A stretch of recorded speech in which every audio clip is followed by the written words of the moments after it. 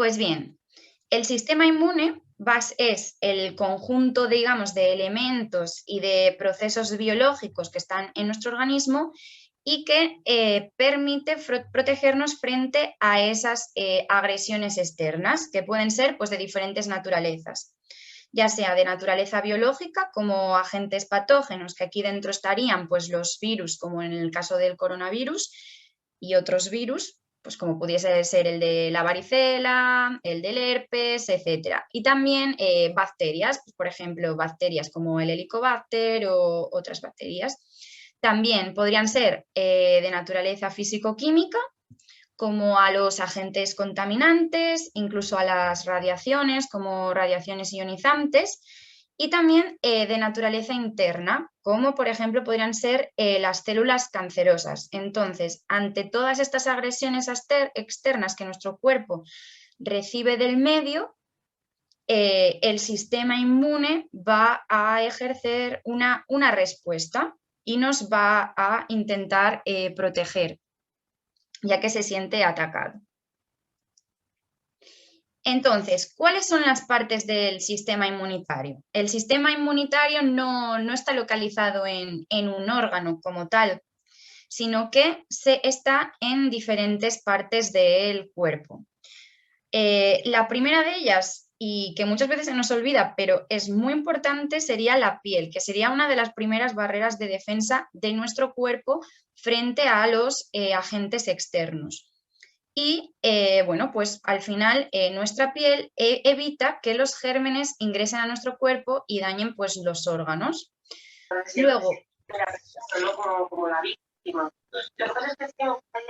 Luego otra de las barreras sería las membranas mucosas, que las membranas mucosas son todos aquellos revestimientos internos húmedos que se encuentran en algunos órganos y cavidades corporales, como por ejemplo pues, la mucosidad del interior de la boca, la mucosidad del interior de las fosas nasales, incluso bueno, pues de la vagina, por ejemplo. Pues nada, todo producen mucosidad que lo que va a hacer es que van a atrapar aquellos gérmenes, aquellas bacterias, y al quedar aquí atrapados van a impedir que también entren en nuestro cuerpo. Luego también tenemos los glóbulos blancos, que los glóbulos blancos, bueno, seguro que muchos de vosotros recordáis la serie del cuerpo humano, que eran como los policías, ¿no? Y entonces al final van a ser las células del sistema inmunitario que van a ser las encargadas de luchar contra los gérmenes, que serían los malos, o sea, los policías serían los buenos de nuestro cuerpo y van a luchar contra lo que nos está atacando. Y bueno, hay diferentes tipos de glóbulos blancos, que bueno, tampoco vamos a profundizar en esto, pero bueno, para que los conozcáis, como serían los neutrófilos, los linfocitos, los eosinófilos, basófilos, mastocitos, monocitos, las células dendríticas y los macrófagos. Y cada uno de ellos tiene funciones pues diferentes y todas muy importantes dentro del sistema inmune. Y luego, el sistema inmune se encuentra en diferentes órganos y también forma parte del tejido del sistema linfático. Y se encuentra en el timo, la glándula timo, en el bazo, las amígdalas, los ganglios linfáticos, los vasos linfáticos, la médula ósea. Y en estos lugares es donde se van a producir, almacenar y transportar los glóbulos blancos, que decimos que son las células de nuestro sistema inmunitario. Que bueno, como veis, lo de las amígdalas al final es lo que decimos cuando tenemos anginas, como las amígdalas forman parte de nuestro sistema inmunitario, cuando entra ese agente patógeno, nuestro cuerpo lo que hace es que se produce una inflamación, por eso nos duele la garganta y sentimos esa inflamación en esa zona. Vale. Y luego, bueno, pues hay diferentes tipos de inmunidad, o sea, nuestro sistema inmunitario tiene diferentes formas de actuar, y estaría la inmunidad innata y la inmunidad adaptativa. Bueno, así esto lo vamos a explicar de forma breve y un poquito fácil, pero este tema es muy profundo, pero bueno, para que podamos saber así pequeños conceptos, pues primero estaría la inmunidad innata, que esta es la que tenemos desde que nacemos. Es verdad que nacemos con un sistema inmunitario que no está desarrollado y se va desarrollando con el tiempo, pero esta respuesta, esta inmunidad innata la tenemos desde siempre, desde que nacemos. Y es inespecífica. ¿Qué quiere decir que sea inespecífica? Pues que no es, o sea, no va a actuar contra un agente en concreto, sino que, bueno, pues nos defiende contra cualquier tipo de agentes extraños. Y esta inmunidad innata es la que se encuentra en aquellas zonas de nuestro cuerpo que van a tener un contacto frecuente con aquellos agentes extraños, como va a ser la piel y las membranas mucosas, como decíamos antes. Entonces sería pues nuestra primera barrera de defensa de nuestro cuerpo. Y lo que van a hacer es que evita que todas esas sustancias nocivas entren en nuestro cuerpo. Y muchas veces, en muchas ocasiones, esta barrera de defensa ya es suficiente. No se necesita que se active las siguientes barreras. Entonces, aunque la tengamos desde que nacemos, sea inespecífica y bueno, pues parezca que es más simple, en realidad es muy, muy, muy importante. Y luego el otro tipo de inmunidad sería la inmunidad adaptativa. Y esta es, al contrario que la anterior, esta es específica frente a un determinado agente, ya sea frente a un determinado virus, a una determinada bacteria, y va a ser una respuesta mucho más poderosa y especializada y la vamos desarrollando con los años. Es decir, la vamos desarrollando en función, nos ponemos en contacto con estos agentes. Si yo no estoy en contacto, pues por ejemplo, con el virus de la varicela, yo nunca voy a desarrollar esa inmunidad frente a ese virus. O sea, necesitamos estar en contacto con esos agentes infecciosos para que se desarrolle esta inmunidad adaptativa. Y lo que pasa es que, bueno, nuestro sistema inmunitario tiene memoria. Entonces, en un primer momento entra en contacto con un virus por primera vez, que nunca lo ha estado, y entonces la siguiente vez que entre en contacto con ese virus, digamos que nuestro cuerpo ya sabe cómo actuar y bueno, va a desarrollar esta inmunidad adaptativa y va a tener una respuesta pues mucho, mucho menor, no va a haber ser una infección tan fuerte. Y en el caso de muchas enfermedades puede durar toda la vida esta inmunidad y esta memoria. Entonces, yo he tenido, pues eso, como estábamos hablando en el caso de la varicela, yo entro en contacto con el virus de la varicela en un determinado momento. En ese momento, pues me lleno de, bueno, de los granitos típicos, pero la próxima vez que yo vuelva a entrar en contacto con ese virus, yo no vuelvo a tener ningún tipo de sintomatología y esto pues puede durar toda la vida. Cada vez que me encuentre con ese virus, a mí no me va a afectar. Vale.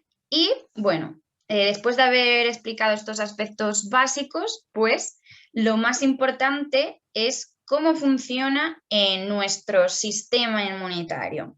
Pues al final, como bien os comentaba, el sistema inmunitario va a ser el que se encargue de defender a nuestro cuerpo contra todas aquellas sustancias que considera que son dañinas o que considera extrañas, que no son propias del cuerpo, y a esto lo vamos a llamar antígenos, que seguro que lo habéis oído mucho. Y bueno, ahora con el tema del COVID todo el mundo ha oído hablar de la prueba de antígenos, ¿vale?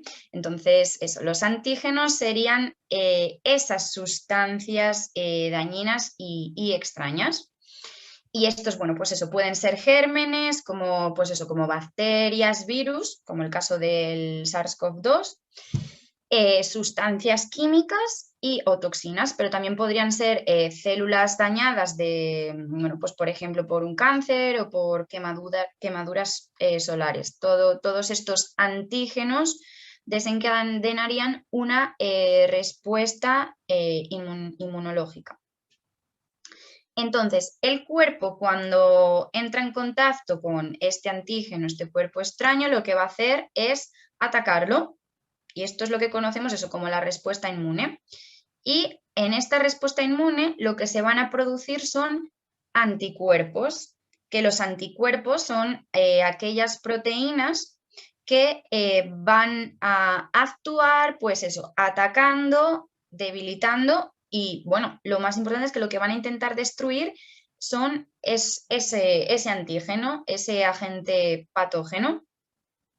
Y, bueno, también se producen otro tipo de células, no solo anticuerpos, para luchar contra este antígeno.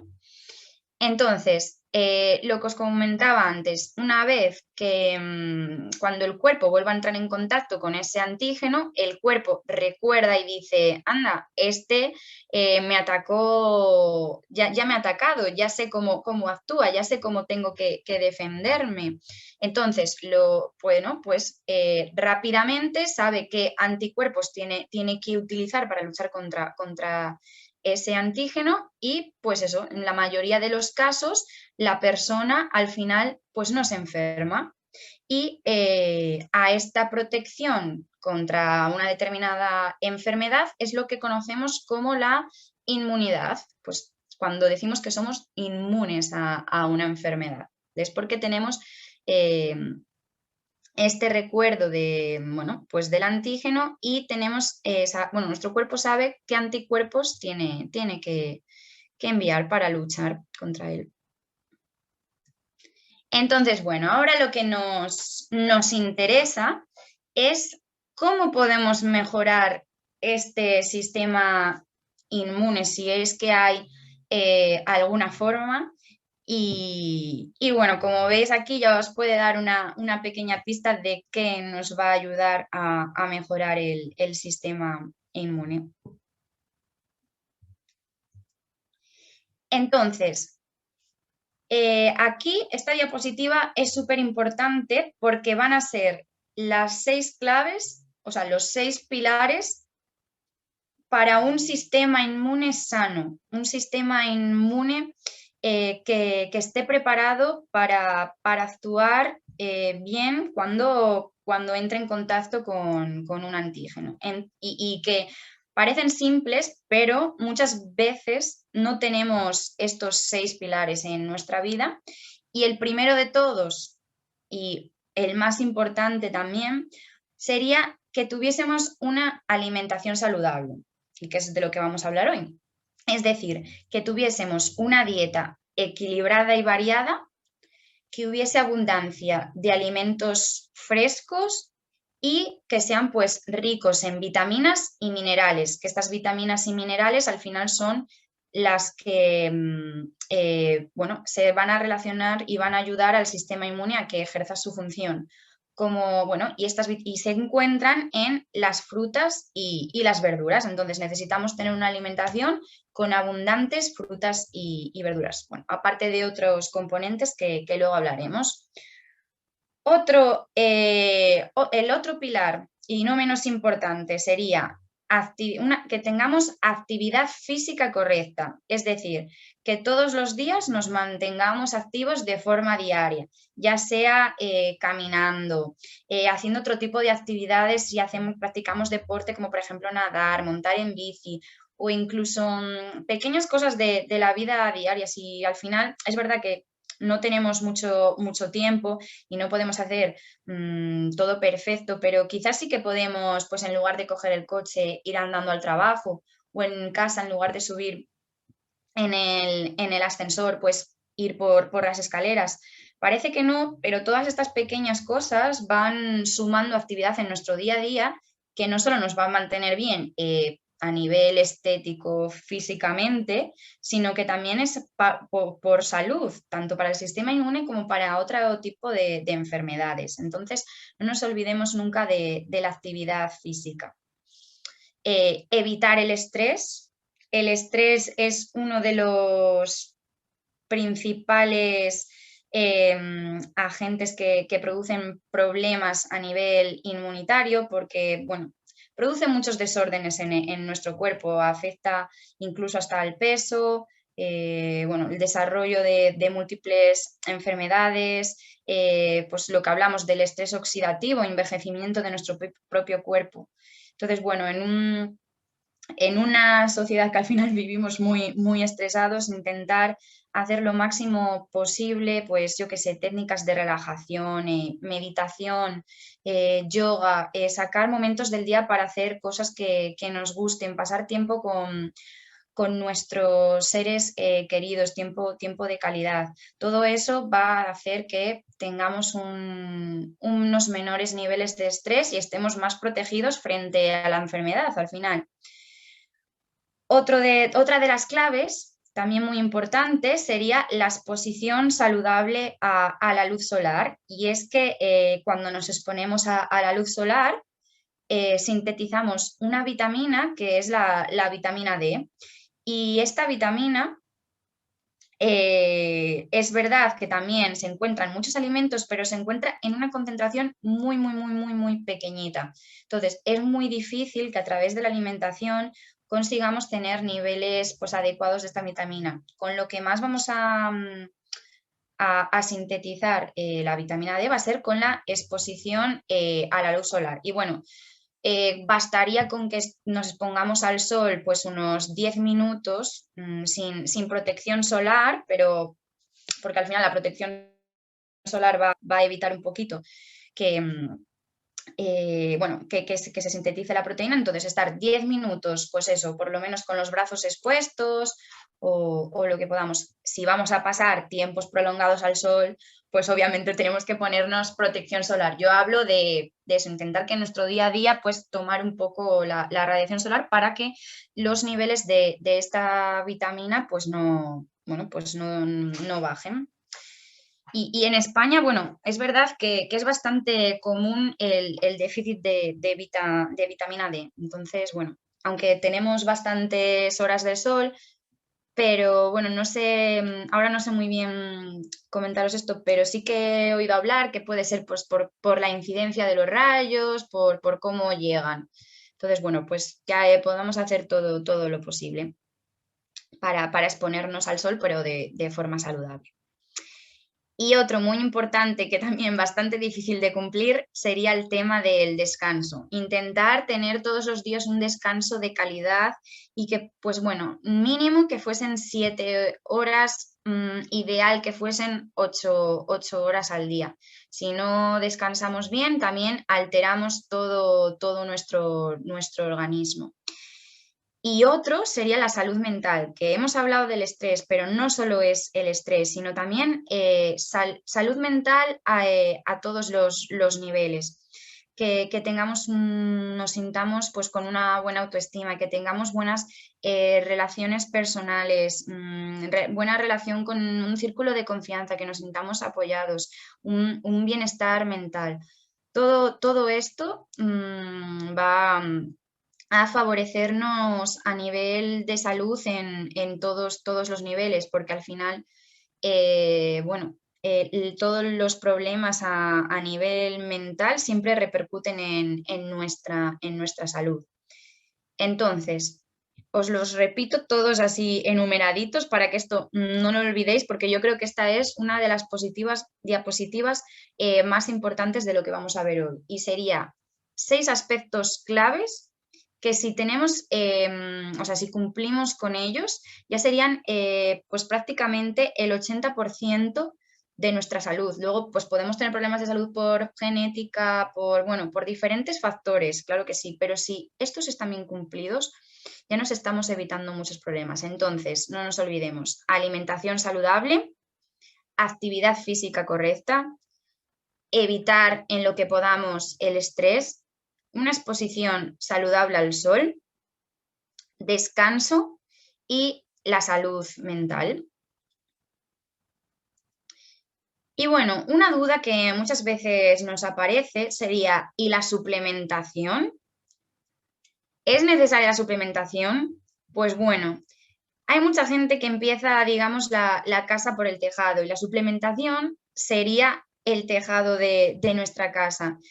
Por mucho que nos suplementemos con vitaminas, con minerales, si no hemos cumplido, no tenemos los cimientos, los pilares que son la alimentación saludable, la actividad física, evitar el estrés, la exposición saludable a la luz solar, el descanso, la salud mental, de nada va a servir esa suplementación. Incluso si tenemos una buena alimentación que sea abundante en frutas, verduras y productos frescos que nos aporten esas vitaminas y minerales, ya no necesitaríamos estar suplementándonos, a no ser que sea por casos de ya que hay una deficiencia a nivel clínico, que de verdad, pues por ejemplo, una persona presente una anemia o cualquier otra deficiencia. En esos casos sí que es necesaria la suplementación o en determinadas patologías que cursan con deficiencia de nutrientes. Pero si no, sería, digamos, la punta del iceberg, o sea, el tejado de nuestra casa.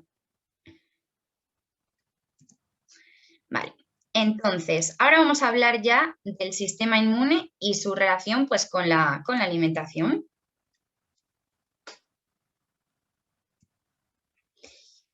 Y una de las cosas más importantes que muchas veces se nos olvidan es sería el peso. Y es que ¿importa el peso en relación a nuestro sistema inmunitario?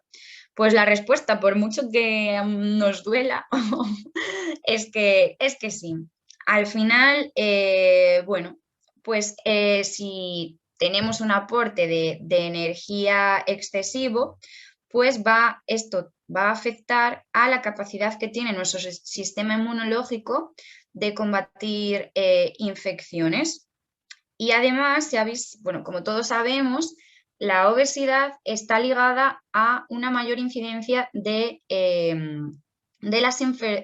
infecciones, porque la obesidad es como en nuestro cuerpo, cuando estamos, somos las personas obesas, están constantemente en un estado de inflamación, o sea, el cuerpo está inflamado.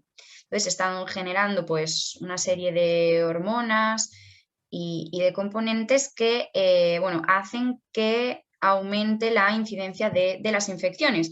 Y además que las personas obesas pues también suelen tener una mayor incidencia en el desarrollo de enfermedades pues, cardiovasculares, de diabetes, de hipertensión, de dislipemias, como sería pues, tener el colesterol alto, la hipertrigliceridemia.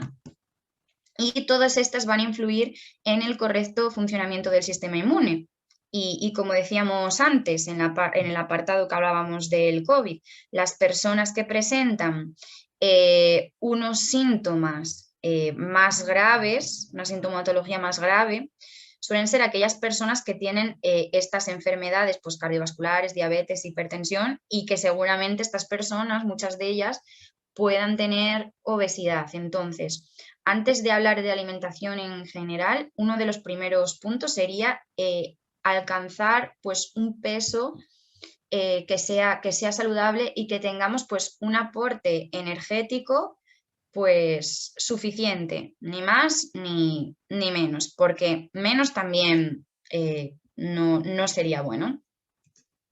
¿Ves? Entonces, en la otra cara de la moneda estaría el aporte insuficiente pues, de energía, porque si tenemos un aporte insuficiente de energía, seguramente también tengamos un aporte insuficiente de nutrientes, tanto de vitaminas, minerales, como pues, de proteínas y etcétera.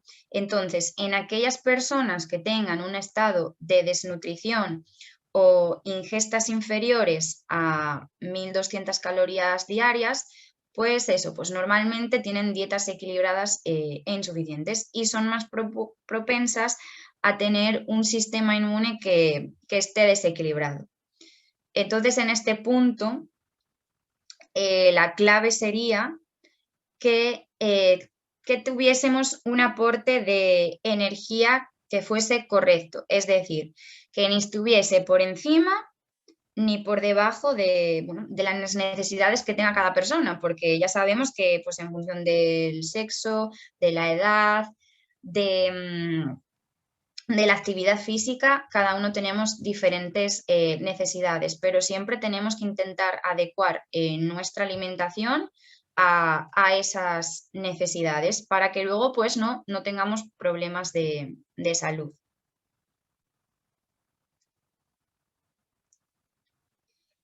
Entonces, ahora vamos a hablar, bueno, una parte muy importante que sería el estatus nutricional. Y bueno, el estatus nutricional hace referencia a cómo están los niveles de determinadas vitaminas y minerales, digamos, en nuestro cuerpo. Entonces, es muy importante que no tengamos estos déficits nutricionales, ya sea porque tengamos alguna patología asociada o porque tengamos una ingesta insuficiente. Y al final todo esto podría afectar al sistema inmune. Déficits nutricionales, pues bueno, me refiero, por ejemplo, a casos de anemia, por ejemplo, déficit de vitamina D, y etcétera.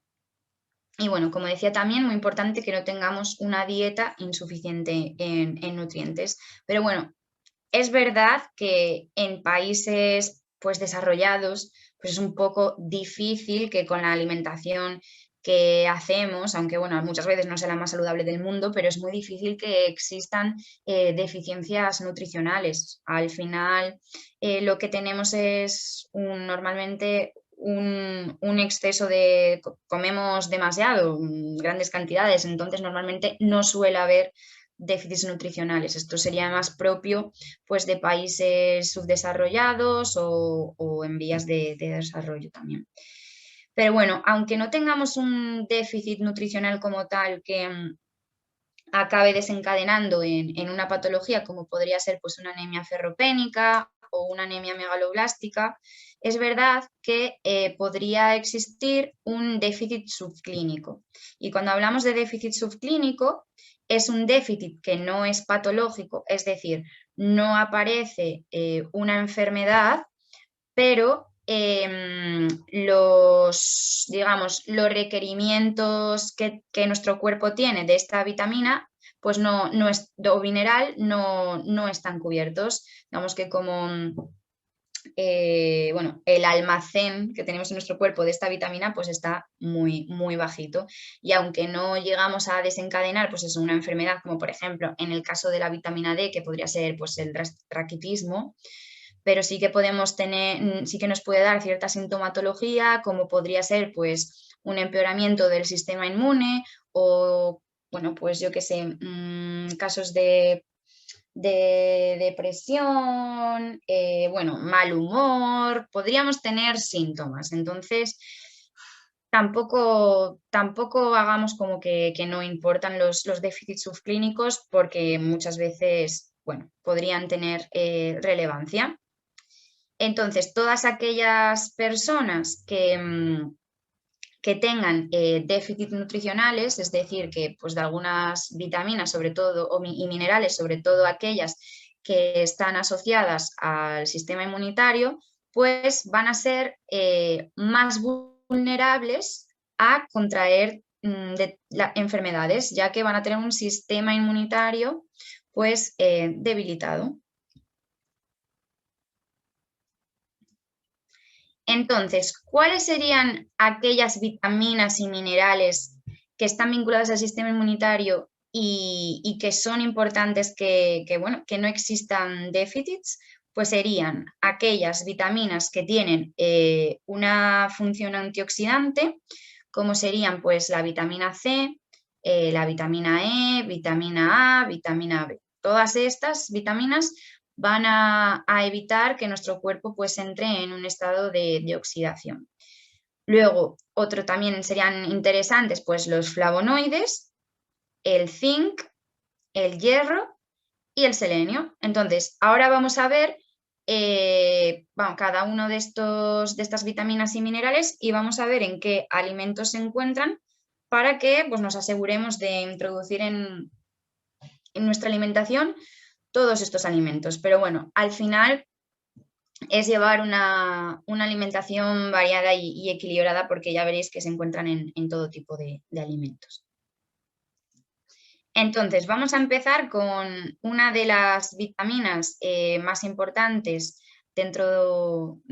para su acción en el sistema inmunitario, como sería la vitamina C. La vitamina C tiene una acción especialmente antivírica, y esto se debe a que aumenta la producción de interferón. Y también es una vitamina que es muy importante para la formación del colágeno. Entonces, el colágeno, como bien sabemos, pues forma parte de nuestra piel. Entonces, va a contribuir al mantenimiento de las barreras que tenemos de forma natural contra las infecciones. Por eso también ahora se ha puesto muy de moda en tema de cosmética, pues todo el tema de que los productos lleven vitamina C y bueno, además que tiene acción antioxidante, por lo tanto antienvejecimiento, pero también porque es necesaria para la formación de este colágeno. Y las fuentes alimentarias en las que podemos encontrar la vitamina C, pues principalmente van a ser en frutas y hortalizas en general. Pero es verdad que la vitamina C es una vitamina que es bastante sensible al calor y a las temperaturas. Entonces,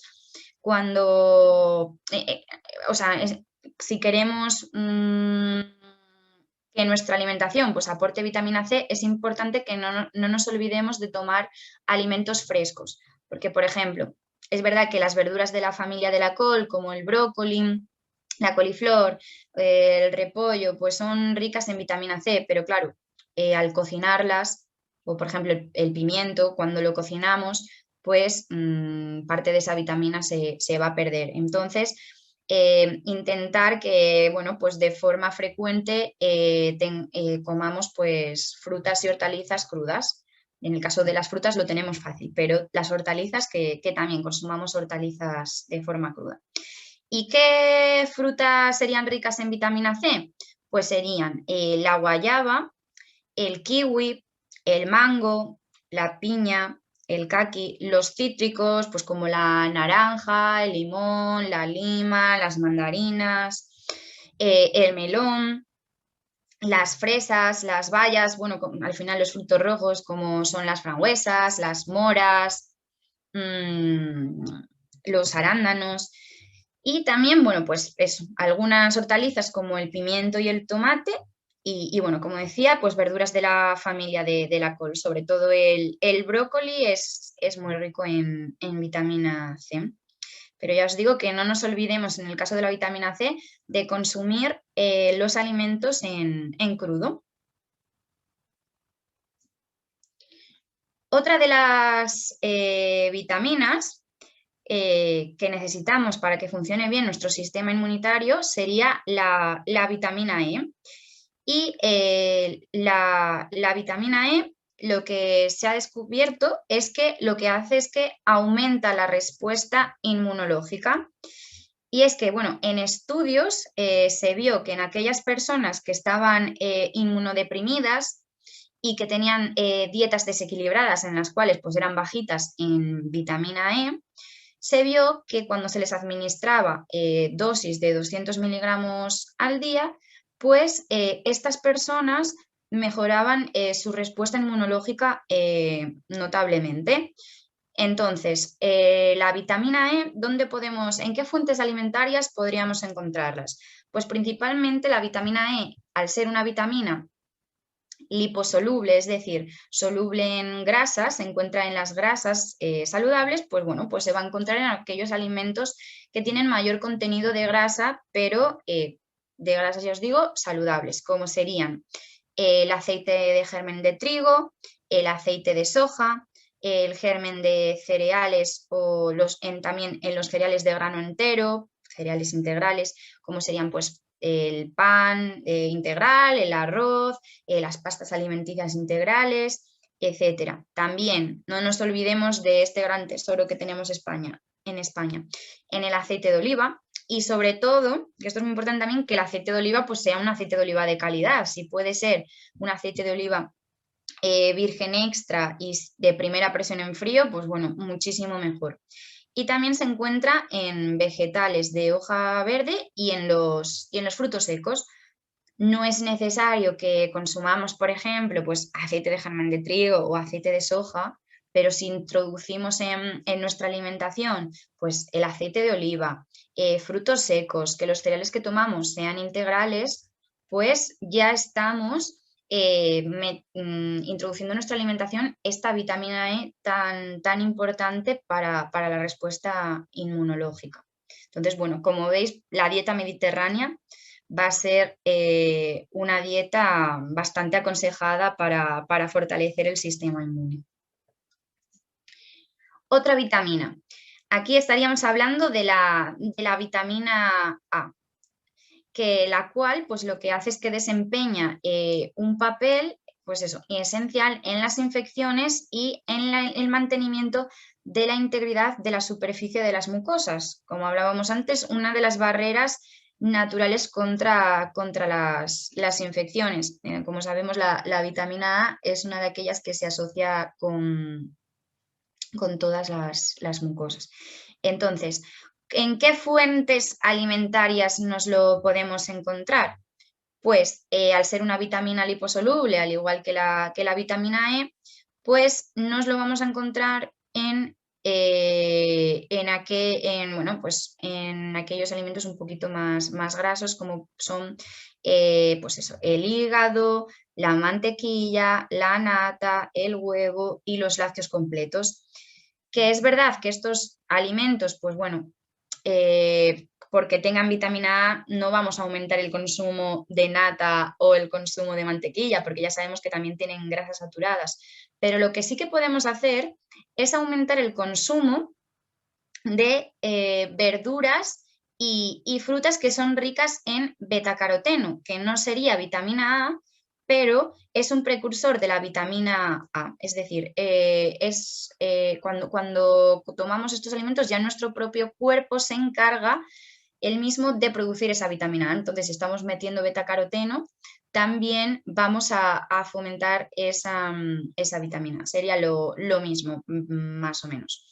Entonces, en el betacaroteno, ¿en qué alimentos se encuentra? Se encontraría en las verduras que son de color verde, pero sobre todo en aquellas que son de color rojo, anaranjado, amarillo, como serían, por ejemplo, verduras como la calabaza, la zanahoria, los tomates, todo eso sería muy rico en vitamina A. Así que un truquito muy fácil para saber que estáis metiendo pues vitamina A en vuestra alimentación, pues que los alimentos que toméis pues sean pues eso, de coloración sobre todo rojo, anaranjada, amarillenta. Y luego pues lo mismo, las frutas de este mismo color, pues los albaricoques, las cerezas, el melón, el melocotón. Así que es también bastante fácil cubrir nuestros requerimientos de vitamina A con la alimentación porque se encuentran un montón de alimentos. Vale. Esto ya no sería una vitamina, sino un grupo de vitaminas y serían aquellas del complejo que llamamos B. Y dentro de este complejo de vitaminas del grupo B, sobre todo la más importante sería el ácido fólico. Y es que, bueno, se ha visto en estudios que muchas alteraciones del sistema inmunológico se asocian a un déficit de vitaminas del grupo B. Y aparte, es la carencia del ácido fólico, también llamada vitamina B9, suprime la respuesta de algunos linfocitos, glóbulos blancos, que eran las células del sistema inmune. Entonces, lo que a su vez se va a acompañar de una disminución de los anticuerpos, que los anticuerpos eran los que luchaban contra los patógenos. Entonces, si tenemos un déficit de ácido fólico, pues es mucho más probable que seamos más propensos a las infecciones. Y luego, pues bueno, también es posible que la deficiencia de otras vitaminas del grupo B, como la deficiencia de tiamina, que sería la vitamina B1, la deficiencia de riboflavina, como sería la vitamina B2, el ácido pantoténico, vitamina B5, biotina, B8 y la cianocolbalamina o B12, podrían disminuir la producción también de los anticuerpos. Entonces, muy importante que tengamos vitaminas del grupo B en nuestra alimentación. Entonces, ¿qué alimentos nos aportan vitaminas del grupo B? Pues al final estas vitaminas se encuentran en la mayoría de alimentos de origen vegetal, como pues eso, en las verduras, en las frutas, en los frutos secos, en los cereales pues, integrales, en las legumbres, pero también en los de origen animal, en la carne, en las vísceras, el pescado, el marisco, en los huevos y también los productos lácteos. Como veis, se encuentran en una gran variedad de alimentos. Es bastante difícil que llegásemos a tener un déficit, pero por alguna situación podríamos llegar a tenerlo, como es en el caso del ácido fólico, que se encontraría en casi todas las verduras de hoja verde, las legumbres verdes, las frutas y bueno, también luego algunos alimentos fortificados, como por ejemplo, pues desayunos que pongan enriquecidos en ácido fólico o otro tipo de alimentos, y también se encontraría en el hígado. Y luego estaría la vitamina B12, que la encontramos en solamente, que esto es muy importante, la vitamina B12 es una vitamina que solo la encontramos en aquellos alimentos de origen animal, como es el hígado, el marisco, la carne, el pescado, los huevos y los productos lácteos, todos los productos de origen animal. ¿Qué pasa en el caso de las dietas vegetarianas y veganas? Pues al no consumir estos alimentos de origen animal, no tienen el aporte de esta vitamina B12. Entonces, estas personas, es verdad que una dieta vegetariana y vegana puede ser una dieta saludable y una dieta completa y nutricionalmente válida, pero el único nutriente que no podemos, o sea, no podemos obtener a través de una alimentación vegetariana sería esta vitamina B12. Entonces, tanto si se es vegetariano, es decir, si se consumen lácteos y huevos, como si se es vegano, que no consumirían tampoco lácteos y huevos, se recomienda que la suplementación con vitamina B12 desde el primer momento del inicio de la dieta, para que no dé lugar a posibles carencias nutricionales, que además en la vitamina B12 la carencia se ve, es bastante complicado de ver y puede llevar bastante tiempo verla. Entonces, bueno, siempre mejor prevenir que curar. Otros componentes también que son interesantes para el sistema inmune serían los flavonoides, que los flavonoides son una serie de antioxidantes que están presentes en numerosos vegetales. Y estos, la acción que tienen los flavonoides es que van a potenciar la acción de la vitamina C, lo que veíamos antes. Entonces, es muy importante para reforzar pues, la acción de la vitamina C. ¿Y en qué alimentos los vamos a encontrar? Pues bueno, ya lo hemos dicho, al final se encuentran en los vegetales, pues en las verduras de la familia de la col, como el brócoli, la coliflor, el repollo, la lombarda, las coles de Bruselas, etc. Las verduras que sean de hoja verde, espinacas, lechuga, acelgas, los frutos rojos morados, como moras, frambuesas, arándanos, y también en los cítricos. Al final se encuentran prácticamente en todas las frutas y las verduras. Y luego, pasando a los minerales, pues aquí sería importante el hierro. Y es verdad que, bien decía antes, que es un poco difícil que en un país pues, desarrollado haya déficits de nutrientes, pero en el caso del hierro sí que es bastante común.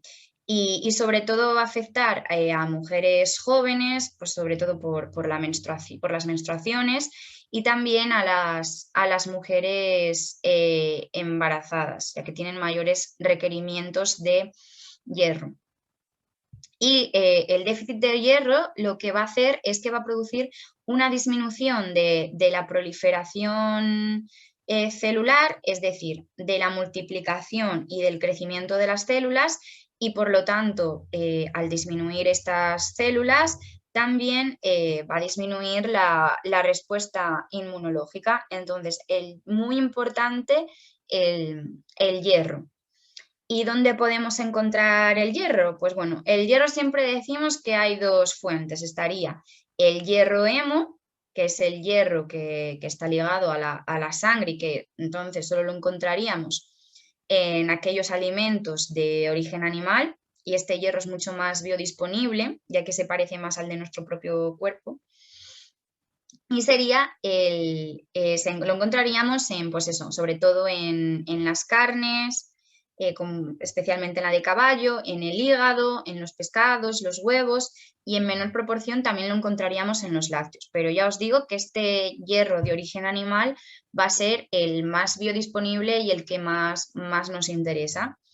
Y luego también se encuentra en los alimentos vegetales en forma de hierro no hemo, pero la biodisponibilidad es menor. Biodisponibilidad quiere decir, bueno, que la capacidad que tiene nuestro cuerpo para utilizarlo pues va a ser menor, porque los alimentos vegetales también contienen una gran cantidad de antinutrientes que dificultan pues bueno, la absorción de ese hierro por parte de nuestro cuerpo. Pero bueno, se encontraría en alimentos de origen vegetal, pues por ejemplo en los cereales integrales, en las legumbres, en los vegetales de hoja verde, en las semillas.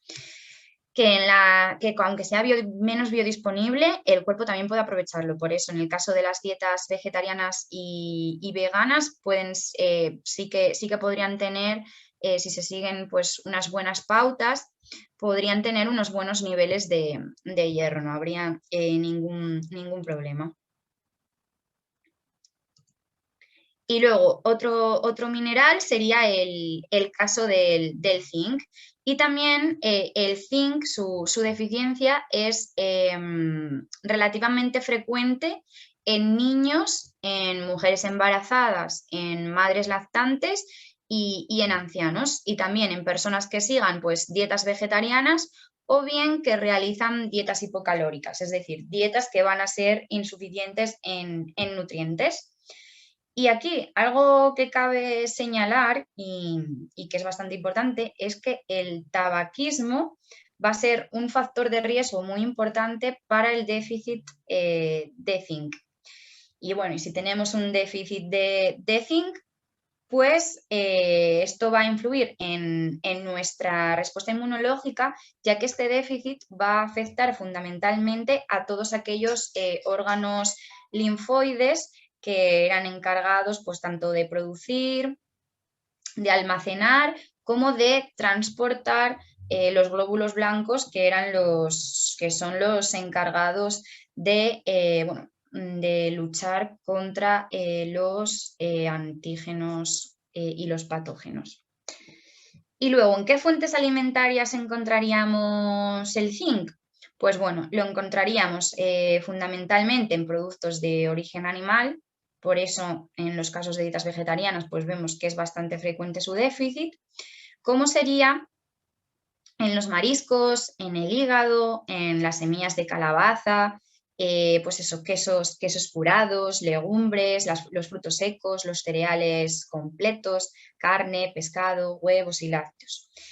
Y bueno, aquí una cosita que, bueno, pongo aquí quesos curados, pero lo mismo que pasaba en el caso de la vitamina A.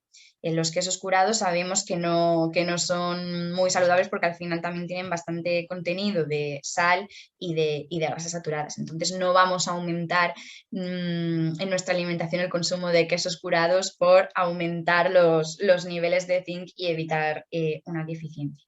Todo esto siempre con cabeza. Bien, y otro de los minerales sería el selenio, que bueno, pues el déficit de selenio va a afectar a la inmunidad, ya que reduce, entre otros, la actividad bactericida, es decir, la actividad de nuestro cuerpo para luchar contra las bacterias.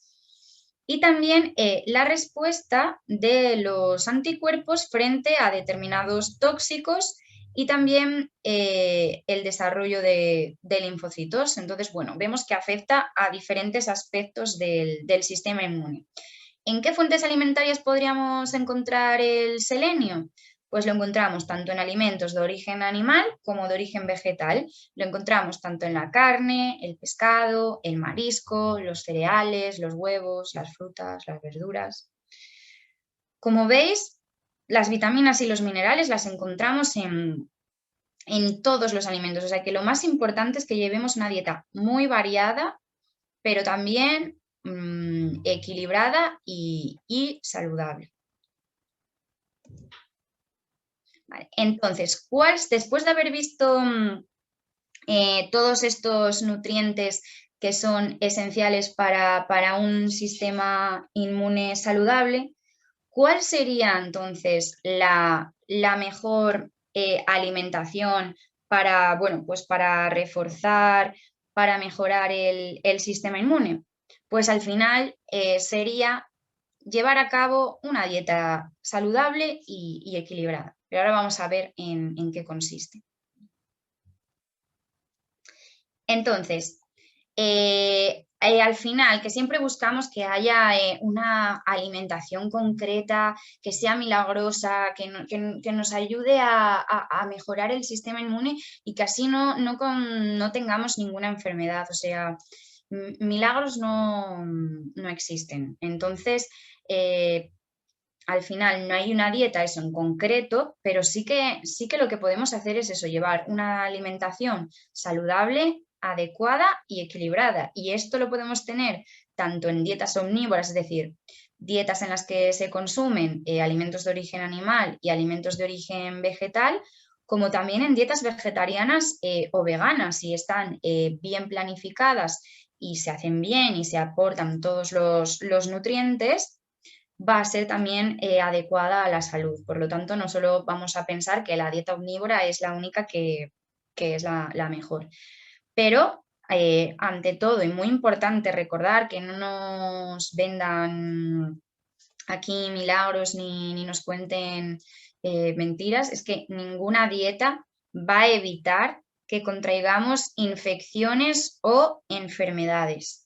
Pero lo que sí que podemos hacer con una alimentación que sea rica y variada es que vamos a contribuir a un buen funcionamiento de nuestro sistema inmunitario y también una parte muy importante de nuestro cuerpo, que sería también vamos a contribuir a un buen funcionamiento y un buen estado de nuestra microbiota intestinal, que como veremos más adelante también se asocia mucho con el sistema inmune.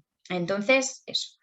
No vamos a, porque llevemos una buena alimentación, no vamos a dejar de contraer enfermedades, pero sí que pues quizás pues tendremos menos riesgo.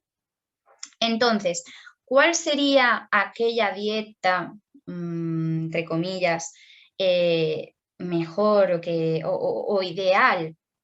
Pues en España lo tenemos muy fácil porque la dieta mediterránea es la que se ha visto que tiene mayor evidencia científica para mejorar el estado de salud, ya que en ella pues, hay una alta ingesta de productos de origen vegetal y de grasas saludables. Porque al final en la dieta mediterránea, pues ¿qué es lo que más se potencia? Pues se potencia el consumo de frutas, de verduras, de legumbres, cereales integrales, el pescado azul, los frutos secos, el aceite de oliva virgen extra. Y al final todos estos alimentos se van a relacionar con una buena salud y también se ha visto que se relacionan con una mejora de ciertas patologías como pueden ser el cáncer, las enfermedades cardiovasculares y también las dislipemias. Y bueno, y otra cosa de la dieta mediterránea que también que hablábamos en la parte de los pilares, que es muy importante, es que la dieta mediterránea también se asocia con otros, no solo con alimentación, sino que más bien es un estilo de vida. A ver si me explico. Por ejemplo, la dieta mediterránea también se asocia con el concepto del descanso, la siesta. Es algo muy, muy mediterráneo, aparte de una buena alimentación, un buen descanso. También se relaciona con un bienestar mental, por tener a nivel cultural ese vínculo con la comida asociado a muchas veces pues a una reunión de familia, de amigos, de un círculo de confianza. Todas estas cosas, no solo los alimentos, ayudan a que tengamos una buena salud. Por eso, vamos, es un aspecto bastante importante y bastante relevante que muchas veces le quitamos importancia porque al final está arraigado en nuestra cultura, pero que nos da también salud. ¿Qué pasa? Que al final, sí, hablamos mucho de dieta mediterránea en los países mediterráneos, ¿no? Pero es verdad que se ha desvirtuado mucho la dieta mediterránea. Quizás nuestros abuelos pues sí que tenían una dieta mediterránea, pero actualmente lo que se hace en España normalmente es una dieta que llamamos, bueno, ahora se llama dieta occidental, basada normalmente en el consumo pues, de cereales refinados, grasas de mala calidad, azúcares simples, consumo de muchos precocinados. Nuestra alimentación ya ha dejado de ser la dieta mediterránea y por eso también tenemos más propensión a enfermedades. Al final el mundo se ha globalizado y tenemos una comida más parecida a la Western Diet americana que a lo que tenían nuestros antepasados, que era mucho más saludable. Entonces tenemos que volver un poquito a esas raíces que tanto bien nos hacían a nivel de salud. Y luego, bueno, os pongo aquí como pregunta, ¿y la dieta antiinflamatoria? Pues bueno, la dieta antiinflamatoria es una dieta bastante similar a la dieta mediterránea. Es verdad que potencia más el consumo de alimentos, bueno, de vegetales crudos y también de algunos, bueno, pues semillas también incluiría y frutos secos que lo que van a hacer, pues eso, aportarnos omega 3 que es un nutriente, pues el omega 3 es un ácido graso que es antiinflamatorio. Entonces, bueno, no haría falta que siguiésemos específicamente una dieta antiinflamatoria, con llevar una dieta mediterránea como la que llevaban nuestros abuelos, pero llevarla de verdad, no como hacemos ahora, que es una dieta occidentalizada, pues sería suficiente. Entonces, ¿cuáles son las bases de una alimentación equilibrada? Pues bueno, llamaríamos alimentación equilibrada a aquella alimentación que es suficiente en energía y en aporte de nutrientes. Suficiente en energía, porque como bien dijimos antes, tanto el exceso como el defecto a nivel calórico, pues va a ser malo para nuestra salud y que, pues bueno, suficiente en nutrientes para que no tengamos carencias y déficits a nivel nutricional, sobre todo de vitaminas y minerales asociadas con el sistema inmune. Y luego que se base sobre todo en productos frescos, productos saludables, bueno, pues frutas frescas, verduras frescas, que fundamentalmente se basa en productos frescos, no quiere decir que, por ejemplo, los productos congelados o las conservas de verduras o bien de pescado sean malas, no, para nada. Son también totalmente válidos dentro del contexto de una alimentación saludable, pero siempre tenemos que priorizar el consumo de frescos y ya está. Pero vamos, que va a ser muchísimo mejor comernos, pues, por ejemplo, unas judías verdes congeladas que en una hamburguesa del McDonald's. Así que eso.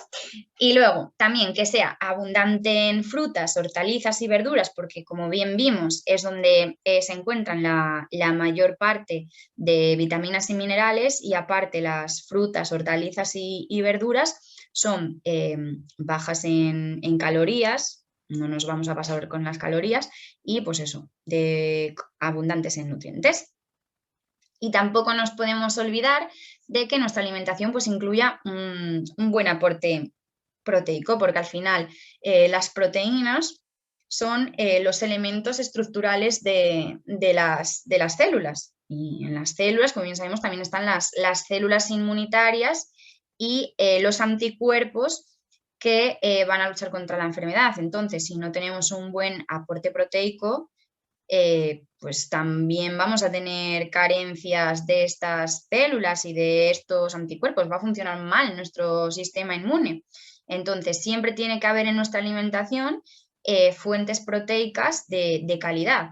Y como que van a ser, bueno, las carnes magras, es decir, que no tengan gran contenido en grasa, como sería la carne de pollo, el conejo, el pavo, bueno, del cerdo podría ser el lomo, pero las otras partes ya no serían tan magras, la carne de ternera, pero bueno, al ser una carne roja mejor la reducimos. Luego también los pescados, incluir tanto pescados blancos como azules, los huevos, que como bien decíamos también en la charla del otro día, es la proteína perfecta, proteína completa.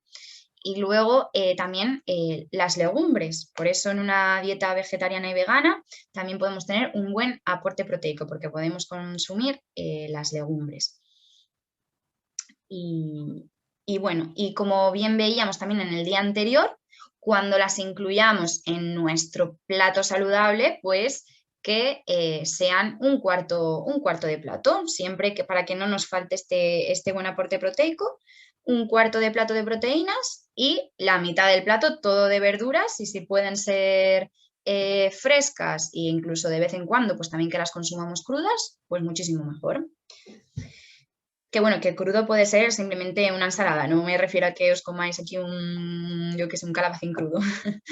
Y luego, no nos olvidemos también las grasas saludables, que al final las grasas las tenemos muy demonizadas. Poco a poco nos vamos quitando este falso mito que lleva existiendo desde hace muchos años de que las grasas son malas, pero no todas las grasas son malas. Al final, lo importante es que exista un adecuado equilibrio entre los ácidos grasos omega 3 y los omega 6, que al final esto va a ser crucial para el buen funcionamiento de nuestras células inmunitarias y también para frenar los procesos inflamatorios. Por eso os decía que la dieta antiinflamatoria, pues lo que prioriza sobre todo es el consumo de aquellos alimentos que son ricos en ácidos grasos omega 3 por sus propiedades antiinflamatorias. ¿Y cómo conseguiríamos este equilibrio entre ácidos grasos omega 3 y ácidos grasos omega 6?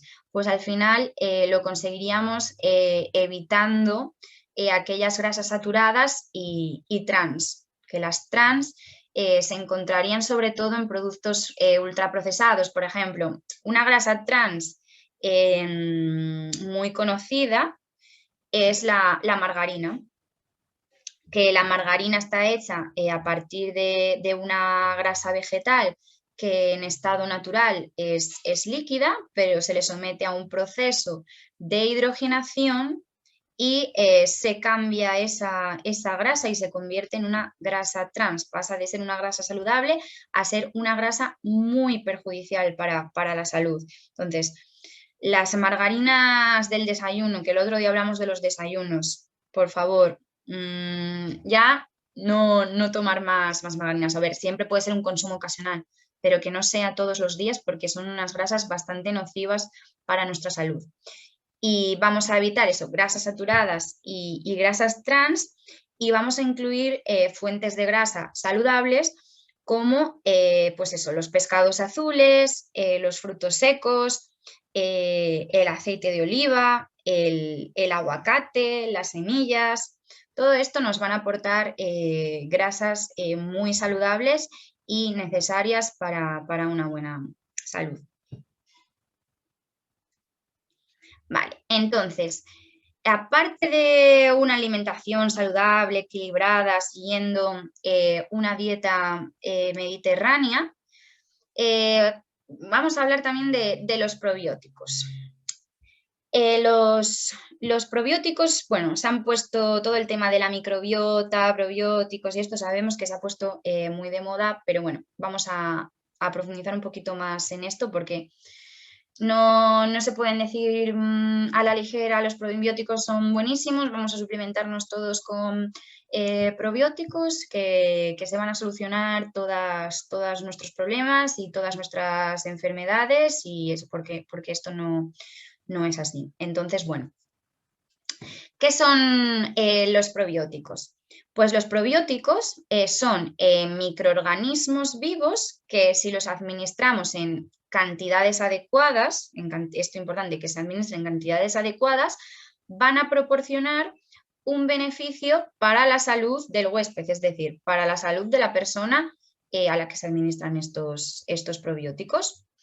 Entonces, pero estos efectos beneficiosos de los probióticos tienen una indicación concreta. Es decir, yo tomo probióticos, por ejemplo, porque he estado tomando un tratamiento antibiótico, he podido dañar mi flora intestinal y por lo tanto, pues necesito tomar estos probióticos o de una indicación concreta en el caso de una patología digestiva. Pero importante de que no todas las cepas, porque hay diferentes, al final hay un montón de microorganismos vivos, un montón de... Entonces, cada cepa microbiana va a ser específica para un caso. No es lo mismo la cepa que necesitamos para, por ejemplo, para una diarrea, como quizás la cepa que necesitamos en el caso, pues, para fomentar el sistema inmune o para un caso de otra patología digestiva. Entonces, esto hay que hacerlo siempre con cabeza, no vamos a estar tomando, por ejemplo, pues nos estamos suplementando con una cepa microbiana, por ejemplo, de, pues yo qué sé, lactobacillus y necesitamos pues un bifidobacterium, pero bueno, me lo estoy inventando un poco, ¿eh? Pero para que veáis que esto no se puede hacer a la ligera. Y luego, eso, muchos pueden estar indicados para una enfermedad y no para otras. Es decir, lo que nos puede estar resultando pues, beneficioso en una enfermedad, igual para otra no va a tener ningún efecto. Incluso, quién sabe, en algunos casos pues, podría perjudicarnos si al final alimenta a cepas microbianas que no nos convienen. Entonces, bueno, lo que sí que se ha visto y que el efecto de los probióticos es muy beneficioso es en el caso de temas de salud gastrointestinal, muy, muy importante y muy beneficiosos y se recomiendan. Y también se han estudiado también sus acciones sobre el sistema inmunitario, pues para la prevención de infecciones y de alergias, que esto es lo que más nos interesa ahora. Entonces, bueno, ¿qué es lo que hacen los probióticos? Pues bueno, al final el sistema inmunológico se puede siempre ver alterado pues, por diferentes acontecimientos estresantes que hayamos tenido y estos acontecimientos estresantes pueden hacer que se produzca una reducción de las defensas naturales de nuestro propio cuerpo y por lo tanto pues aumentar la sensibilidad de nuestro cuerpo pues tanto a las infecciones, las alergias, las enfermedades inflamatorias, incluso el cáncer y bueno, y otras. Pero se ha visto que en varios estudios hechos tanto en humanos como en animales, se ha visto que los probióticos tendrían un efecto inmunomodulador beneficioso. Entonces, bueno, lo que hacen es que modulan la inmunocompetencia mediante la regulación de las concentraciones de, pues eso, de las citoquinas, de las inmunoglobulinas y también de la función linfocitaria, vaya, que van a favorecer nuestro sistema inmune. Y donde se ha estudiado esto ha sido en dos situaciones especiales de estrés inducido, como son las épocas de examen en los estudiantes y en los casos de anorexia nerviosa, que también es un estado de estrés. Y en ambos casos se comprobó esta acción inmunomoduladora de los probióticos. Se veía que en estas personas, al tomar probióticos en su alimentación, mejoraban la respuesta inmune y disminuía pues todo el tema de infecciones o riesgo de tener alergias o otras enfermedades inflamatorias. Y también, bueno, pues ha visto esta acción beneficiosa inmunomoduladora en casos de diarrea y también en la práctica deportiva intensa, que también, bueno, la práctica deportiva intensa al final también es un fenómeno bastante estresante.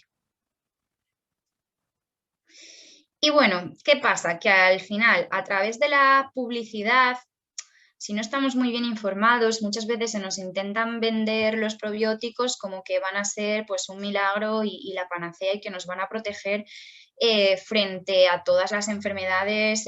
No vamos a infectarnos con virus, bacterias, ni vamos a tener catarros, ni gripes, ni nada. Y bueno, y este es el caso de este producto que veis aquí, bueno, que muchos habréis visto en la televisión, que siempre se anuncia, va cambiando un poquito, pero que si el desayuno de las defensas, que se activa tus defensas y, en fin, y al final simplemente lo que es un yogur, que los yogures, pues todos, como es normal para que se forme que se haga un yogur, necesita estar fermentado con una bacteria. Entonces, bueno, esa acción probiótica la vamos a tener tanto con un Actimel como con un yogur de toda la vida natural, que es el más sano que existe, sin necesidad de que lleve edulcorantes ni que sea desnatado.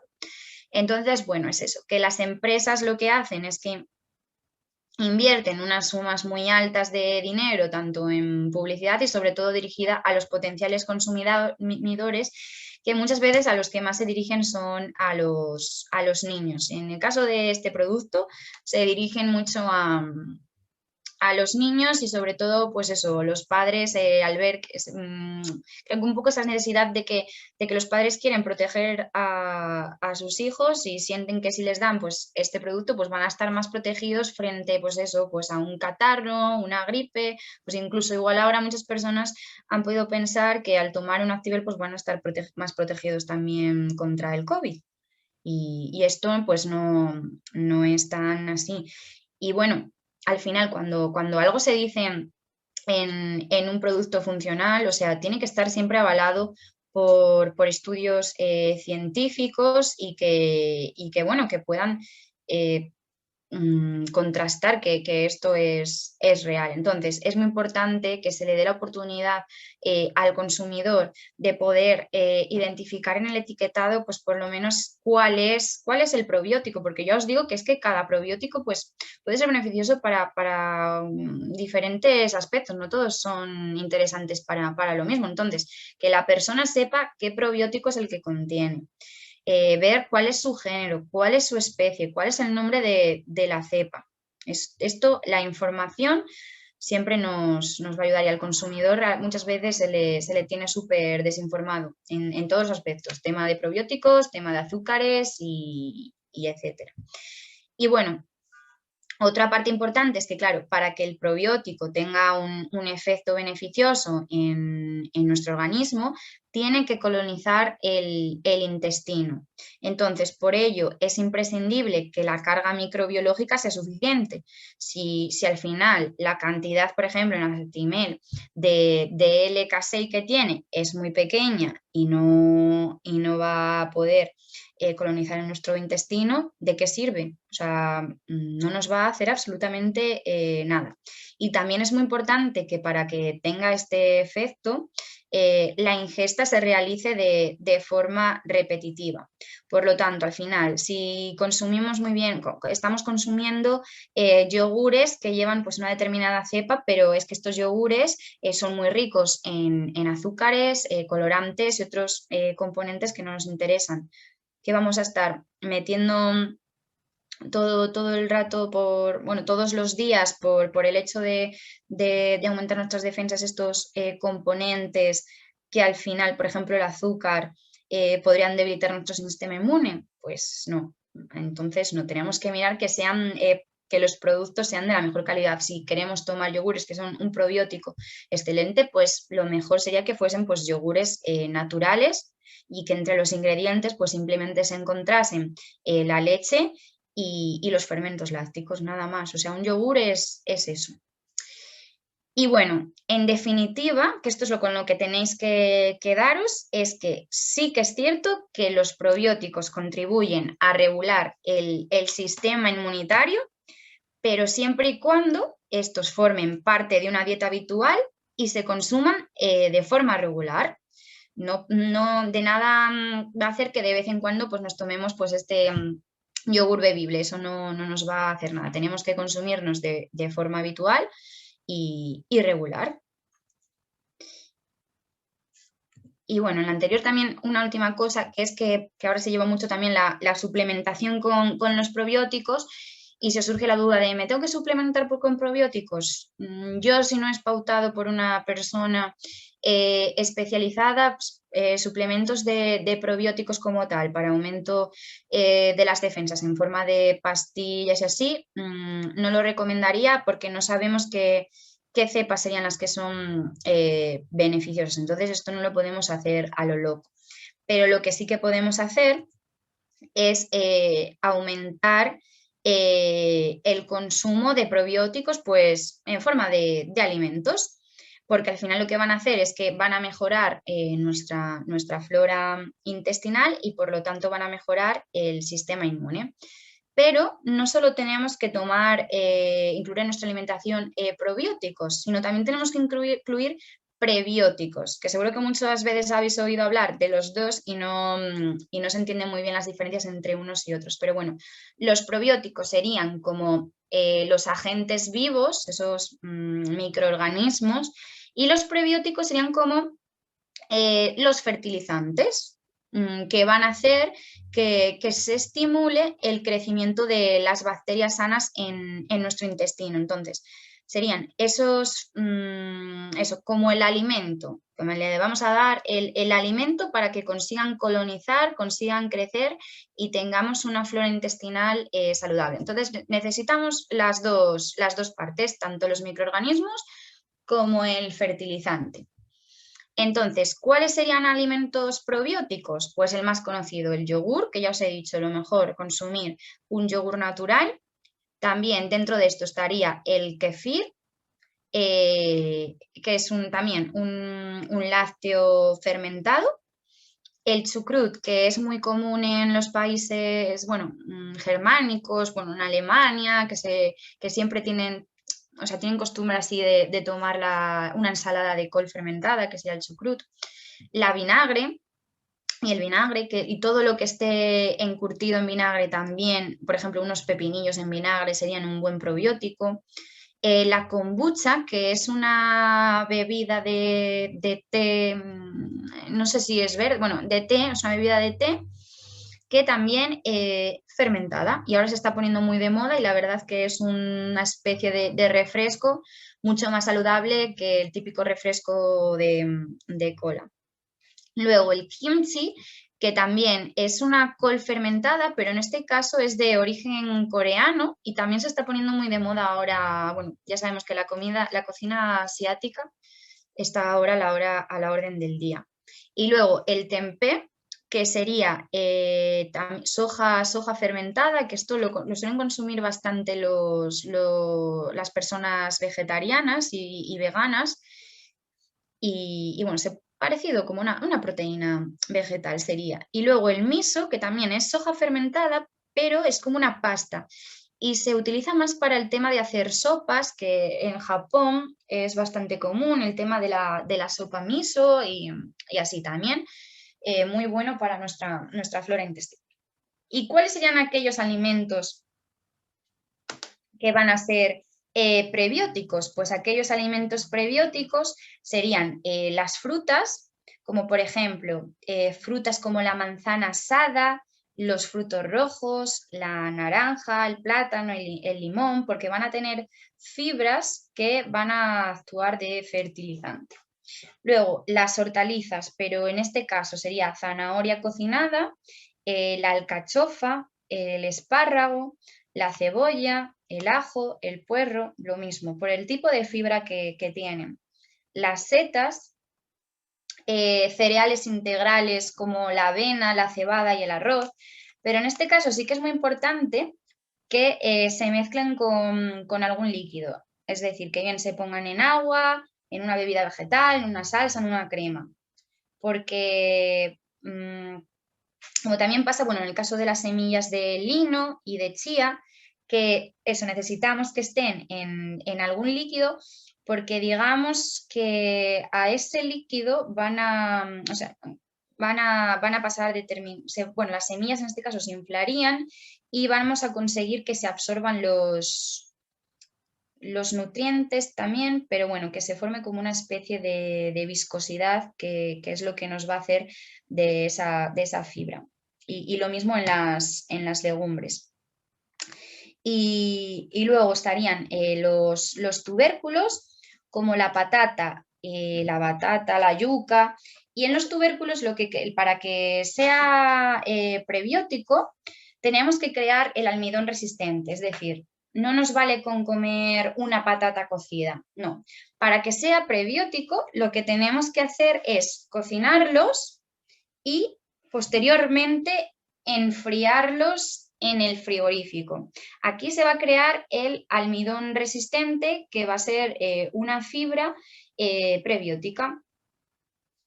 Y eso, tendríamos que consumirlos tras enfriarlos. Si queremos consumirlos en calientes, los podríamos calentar, pero que no se superasen más de 230 grados centígrados. Entonces, un ejemplo muy común en nuestra alimentación de almidón resistente, por ejemplo, podría ser una ensaladilla rusa. Cocemos la patata, pero posteriormente la metemos en la nevera y la consumimos, pues eso, en frío. Entonces aquí tenemos ese almidón resistente que va a ser un fertilizante para que los probióticos pues, bueno, pues puedan colonizar bien, tengamos una buena flora intestinal. Entonces no nos olvidemos de introducir en nuestra alimentación, aparte de la alimentación pues, mediterránea, no nos olvidemos de introducir probióticos y prebióticos pues de forma diaria y regular. Y eso, nada, lo de la suplementación ya lo hablamos. Entonces, ¿qué tendría efecto negativo sobre el sistema inmune? Pues al final sería, como veíamos, teníamos los 6 pilares claves para mejorar el sistema inmune y para obtener un buen sistema inmune, y cuáles serían los pilares clave que deberíamos de evitar porque van a tener un efecto negativo sobre el sistema inmune. Y aquí sería el déficit nutricional, como bien hemos dicho, si no tenemos un adecuado aporte de nutrientes, pues vamos a tener carencias. El sedentarismo, muy perjudicial tanto para el sistema inmune como para el desarrollo de muchísimas otras enfermedades. La depresión, como bien vimos, el bienestar mental es una de las cosas más importantes. El estrés, va a producir mayor estrés, pues eso, estrés oxidativo, y aquellos hábitos tóxicos también a evitar, como son el tabaquismo y el alcohol, que como vimos bien en el tema de cuando salía el zinc, el tabaquismo iba a ser un factor de riesgo para su carencia.